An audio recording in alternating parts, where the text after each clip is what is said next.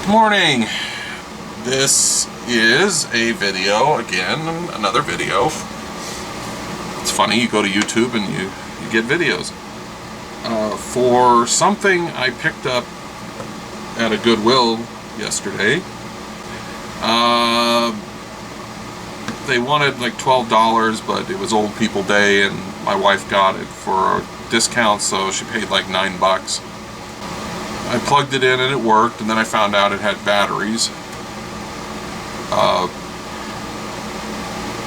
Before I even bought it, though, I looked it up on eBay because, you know, sometimes Goodwill has a habit of pricing things for brand new prices, and it's one of these things that if it was,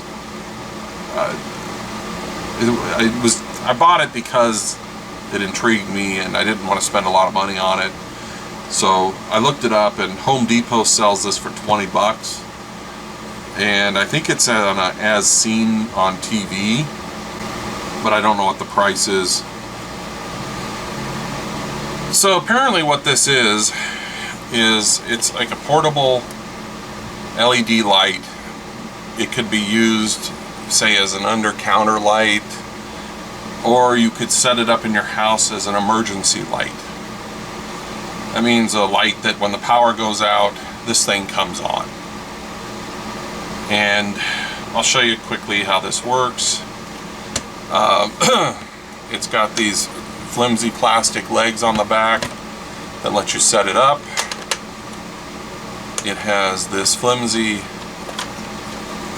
handle that allows you to, I guess, carry it or possibly hang it from something. It has these here, so you could mount it on a wall, horizontally or vertically.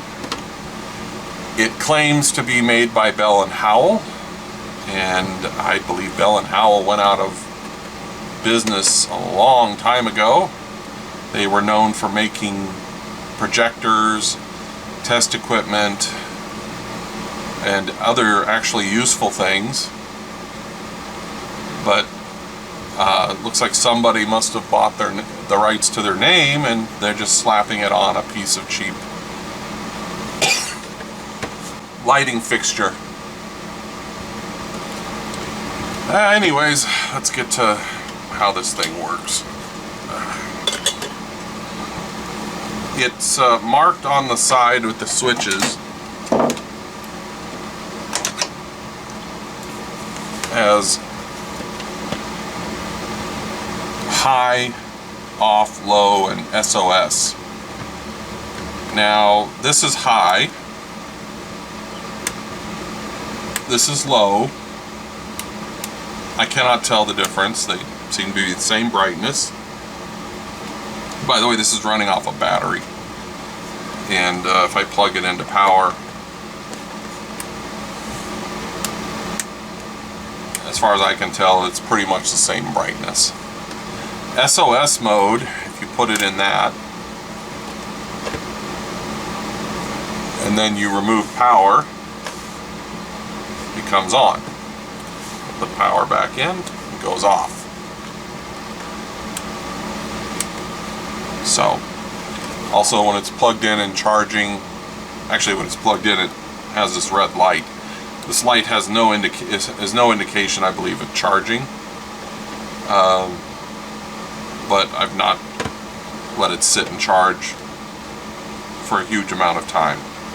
So let's get to the part where most people actually are interested in, and that's to open it up and look inside. Now, I've already taken the liberty of removing the screws, and this is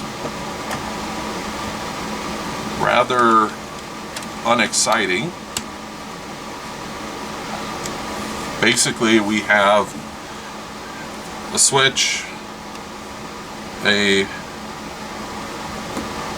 plug socket, a lot of anemic looking wiring, and a very simple circuit board with the capacitive dropper which lights an LED, and it has a couple of what look like transistors on it. I'm not going to bother mapping out the circuit on this. That's up to Big Clive to do. And it's got these two batteries. I had to figure out what these were because there's no markings on them at all. Well, that's not true. There are markings, but they're useless, unhelpful markings. On the bottom here, there's an HK and a symbol that I don't know if it's supposed to be letters or if it's something like maybe Korean or Vietnamese letters or something like that, or if it's somebody's logo. But there's nothing. There's nothing under this tape either. Based on the form factor and the voltage this thing's putting out and the fact that there's a little access cover here, these are sealed lead acid batteries, and each one is 4 volts. I think 4.5 volts max. They are in parallel, and according to this, they put out a maximum of 2400 milliamps.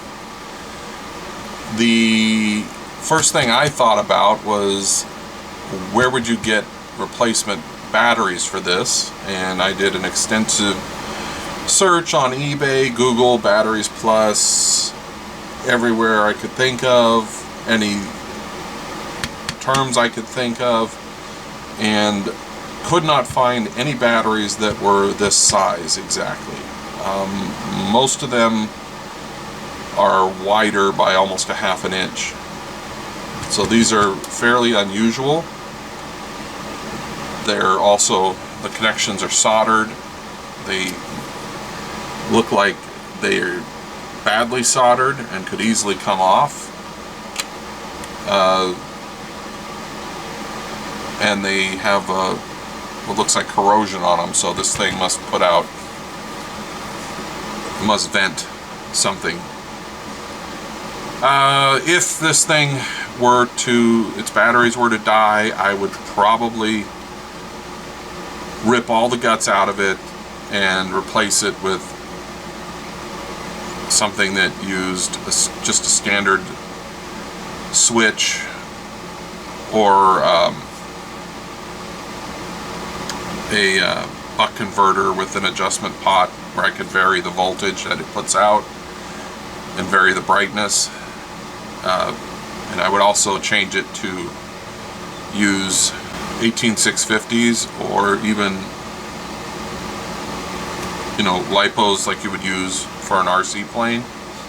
Something like that. Something that was easily orderable. The closest replacement batteries that I could find could be made to fit in here, but you'd have to remove these brackets that hold them down and maybe cut this away. You could make them fit in here, but I checked the voltage that this thing puts out when it's charging, and it basically puts out about 5 volts, maybe a little bit more, 5.1.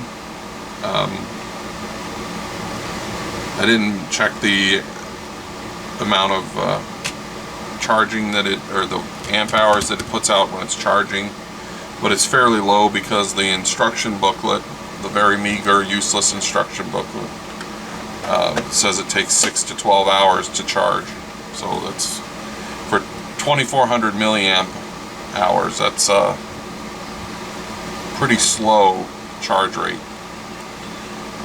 Anyways, this is barely worth the $9 I paid for it. It's one of those things where if someone gave it to you, it'd probably be okay, or if you could get one for free or next to nothing. But like I said, the best part about this thing is that there's an enormous amount of space in here, and you could modify this in a number of ways and put almost any kind of electronics you want in it, and set it up to use just about any power source that you would like. So that's it. Later.